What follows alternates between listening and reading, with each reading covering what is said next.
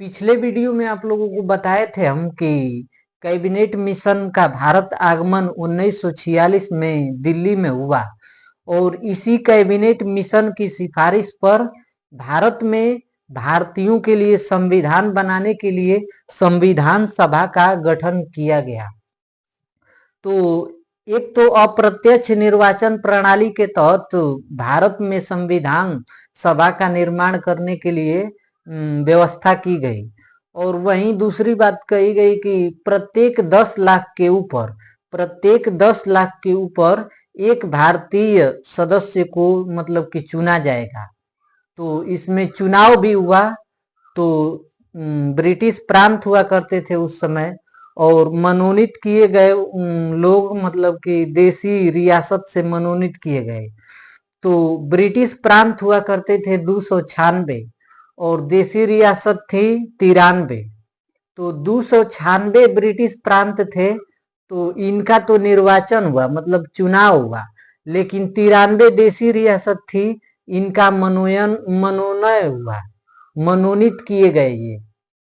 तो देखिए 296 ब्रिटिश प्रांत है, इसमें 4 जो थी वो कमिश्नरी प्रांत हुआ करते थे।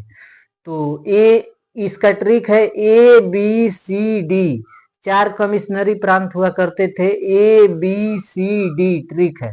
तो ए से अजमेर हो गया, बी से बलूचिस्तान हो गया, सी से कुर्ग हो गया और डी से दिल्ली हो गया। 296 ब्रिटिश प्रांतों में चुनाव हुआ भारत में। तो 4 कमिश्नरी प्रांत हुआ करती थी उसमें। ABCD ट्रिक है उसका। तो ए से अजमेर, बी से बलूचिस्तान, सी से कुर्ग और डी से दिल्ली। तो देखिए 296 में चुनाव, 296 सीटों पर चुनाव हुआ ब्रिटिश प्रांत में। तो 208 सीट जो थी वो कांग्रेस जीत ली, भारतीय राष्ट्रीय कांग्रेस 208 सीट जीत ली। वहीं मुस्लिम लीग 73 सीट को जीत पाई। तो लगा उनको कि देखिए अभी 15 सीट और बच रहा है। तो 15 सीट जो थी वो 8 लोग निर्दलीय खड़े हुए थे, 5 और 3 8 लोग निर्दलीय खड़े हुए थे तो एक एक सीट जीत ली और 7 अन्य पार्टियां थी छोटी छोटी, तो 7 पार्टियों ने एक एक सीट जीत लिया। तो इस प्रकार से 208 सीट कांग्रेस जीत ली, 73 सीट मुस्लिम लीग जीत ली और 8 निर्दलीय सीट ने जीत लिया और 7 अन्य छोटी छोटी पार्टियों ने जीत लिया। इस प्रकार कुल संख्या आप जोड़ेंगे तो हो पाएगा आपको 389। तो देखिए इसके बाद क्या हुआ कि कांग्रेस ने, भारतीय राष्ट्रीय कांग्रेस ने 208 सीट जीत लिया। तो और मुस्लिम लीग 73 ही सीट मात्र जीत पाई। तो कहीं न कहीं मुस्लिम लीग के लोगों को लगा कि ये लगा कि भारत में अब सब भारत के संविधान सभा में केवल और केवल कांग्रेस का वर्चस्व होगा, क्योंकि उन्होंने 208 सीटों को जीतकर अपना एक कीर्तिमान को स्थापित किया था। तो मुस्लिम लीग इस वजह से भारतीय राष्ट्रीय कांग्रेस का या फिर संविधान सभा का विरोध करने लगे।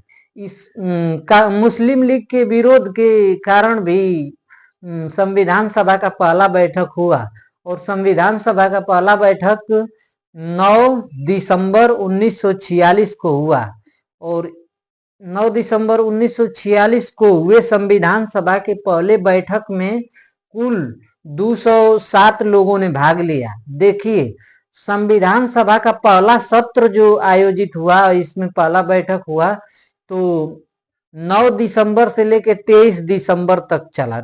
9 दिसंबर 1946 से लेकर 23 दिसंबर 1946 तक चला और इसमें पहली बैठक हुई 9 दिसंबर 1946 को।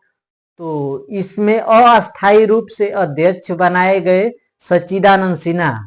तो 1946 में एक व्यक्ति हुआ करते थे भारतीय राष्ट्रीय कांग्रेस के अध्यक्ष JB कृपलानी, जेबी कृपलानी जी ने कहा कि 207 सदस्य तो मतलब संविधान सभा की पहली बैठक में हो रहे हैं, लेकिन उनमें सबसे बुजुर्ग व्यक्ति कौन है, उसी को संविधान सभा का अस्थायी रूप से अध्यक्ष बनाया जाएगा। तो सच्चिदानंद सिन्हा जो थे वो सबसे बुजुर्ग या फिर वरिष्ठ व्यक्ति हुआ करते थे, तो इसलिए सच्चिदानंद सिन्हा को संविधान सभा का अस्थायी रूप से अध्यक्ष 9 दिसंबर 1946 को बना दिया गया। उसके बाद देखते हैं अगला पॉइंट क्या है हमारा। तो अगला पॉइंट है कि सच्चिदानंद सिन्हा बुजुर्ग व्यक्ति थे। अब इसके बाद दूसरा मतलब कि 11 दिसंबर 1946 को अस्थायी रूप से संविधान सभा के अध्यक्ष बने डॉक्टर राजेंद्र प्रसाद, और डॉक्टर राजेंद्र प्रसाद अस्थायी रूप से अध्यक्ष बना दिए गए। और 13 दिसंबर 1946 को संविधान सभा में क्या हुआ, तो उद्देश्य प्रस्ताव को जवाहरलाल नेहरू जी ने रखा संविधान सभा के समक्ष। तो आगे की चर्चा कल करेंगे।